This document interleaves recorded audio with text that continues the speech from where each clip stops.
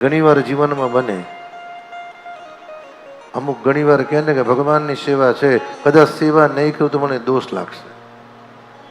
અને ભાગવતજી કહે છે અમુક સમય, અમુક અવસ્થાને, અમુક ઉંમર પછી જો ભગવાનની સેવા કદાચ હાથથી ન થાય તો બને એટલા ભગવાનના જપ કરો.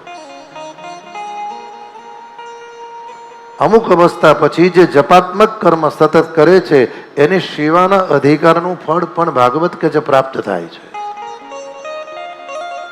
એવું નહીં વિચારવાનું કે ઉંમર થઈને અવસ્થા થઈ છે, હવે સેવા નથી થતી, શું કરું. કદાચ સેવા ન થાય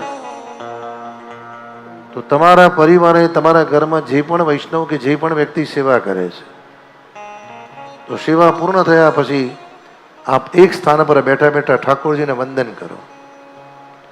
કારણ શરૂઆતમાં દ્રષ્ટિ સેવા છે, પછી કર સેવા છે અને પછી વંદન સેવા છે. કારણ દ્રષ્ટિ સેવા જીવનમાં નહીં હોય ત્યાં સુધી જીવને ભગવાનની સેવા કરવા માટેની ઈચ્છા નહીં થાય. દ્રષ્ટિમાં ઠાકોરજી હશે અને હૃદયમાં કૃપાનાથ પ્રગટ થશે તો જ વૈષ્ણવને ભગવાનની સેવા કરવા માટેનો ભાવ જાગશે. અને ભગવત સેવાના અધિકાર થયા પછી કર સેવા, હાથથી જેટલું થાય એટલે ભગવત સેવામાં સમર્પિત થાય. અને કર સેવા ધીરે ધીરે ઓછી થાય, બંધ થાય નહીં.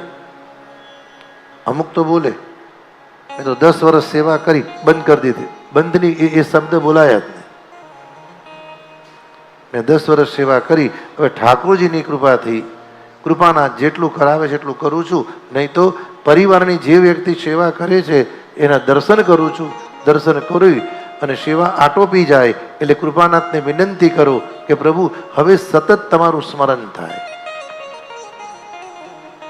અને સેવા આટોપી ગયા પછી જો સતત ભગવત સ્મરણ કરશો તો સેવાનું એક નહીં અનંત ગણું ફળ પ્રાપ્ત થાય છે, જેને વૈષ્ણવ માનસી સેવા પણ કહે છે.